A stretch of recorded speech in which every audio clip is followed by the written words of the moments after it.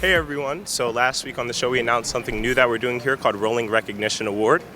So today we are down in the gym to announce our first recipient of the award you all voted, so let's see who the winner is. We have some helpers. Kevin, you want to grab this chair? Follow us out here, guys.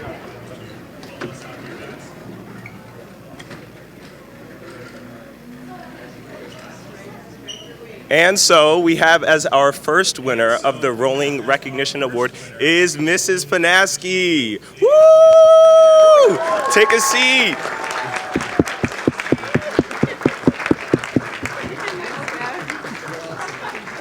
So, tell us, how does this award make you feel?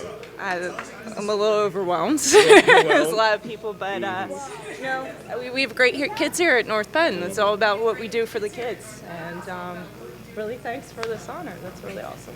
Absolutely. Well, you definitely deserve it. So, do you know, where are you going to put this chair for the next week? I don't know. I don't know. The Navy gym. That's where I'm teaching most of the rest of the day. So maybe in the gym. Okay. Well, congratulations. Thanks everyone for your help. And so everyone make sure to go back and vote for the Rolling Recognition Award next week.